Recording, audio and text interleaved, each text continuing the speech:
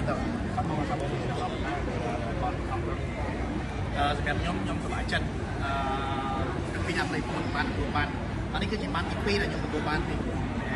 បាទលើកទី1ហើយនេះគឺការចេញបានទី3បានស្រួលហើយឃើញថាថ្ងៃនេះគឺចេញជាង2000បានជាងបាទហើយ3ថ្ងៃពេញ7ពេញ8ពេញ9អញ្ចឹងសម្រាប់ខ្ញុំផ្ទាល់ក៏ជាអតិថិជនម្នាក់ដែរក៏ជាប្រជាពលរដ្ឋម្នាក់ដែលកំពុងតែរងចាំឥឡូវនេះយើងសប្បាយចិត្តទាំងអស់គ្នាហើយមានការក្រោយបងប្អូនឃើញគឺច្រើនមែនទែនដែលបងប្អូនដែលគាត់មកក្រសួងដែនដីដើម្បីទទួលបានប្លង់ហើយខ្ញុំជឿជាក់លើក្រសួងហើយក្រសួងគាត់ធ្វើការងារឲ្យច្បាស់លាស់សម្បីតែក្រុមការងារយើងបន្តពេលនេះគាត់ជួយយើងរយៈតាមលេខរៀងតាមលំដាប់ថ្នាក់គឺគេថាចុងជ្រោយតែម្ដងអញ្ចឹងវាអត់ជាការបារម្ភសម្រាប់ខ្ញុំទេបាទឲ្យតែក្រសួងមហាមន្តថាគាត់ចេញក្នុងការជួយដល់ប្រជាពលរដ្ឋខ្ញុំជឿជាក់ហ្មងបាទ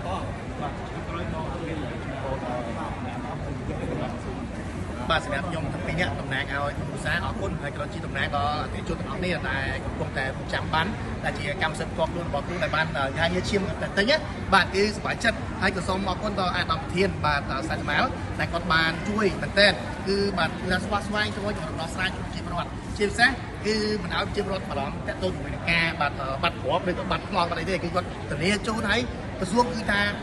ចោះជួយតែម្ដងបាទជាពិសេសរយៈពេលគឺអាចនិយាយបានថាវាយូរបន្តិចមែនដោយសារតែការងារគឺអាចធ្វើពេលទៅពិសេសតាមការងារនីមួយៗខ្ញុំយល់ហើយមួយទៀតគាត់នៅតែផ្សះស្វែងបន្តទៀតដល់ការអតិថិជនអញ្ចឹងបាច់បារម្ភទេបានកម្មសិទ្ធិរបស់យើងដឹងតែបានហើយដោយសារតែវាមិនទៅតាមដំណាក់កាលអញ្ចឹងណាហើយថ្ងៃនេះគឺជាថ្ងៃចេញបានទី3អញ្ចឹងអរគុណហើយសង្ឃឹមថាអាដាមនឹងជួយបន្តទៀតដល់ជាប្រវត្តិយើងតែកំពុងរងចាំបាទហើយសូមជូនពរដល់អាដាមទទួលបាននៅពុទ្ធពលដែលបុព្វកាជាគណៈសង្ឃពលៈជាពិសេសទៅណាជួបតែបាទគេថាសុខសុវត្ថិភាពជោគជ័យគ្រប់ភារកិច្ចការងារផង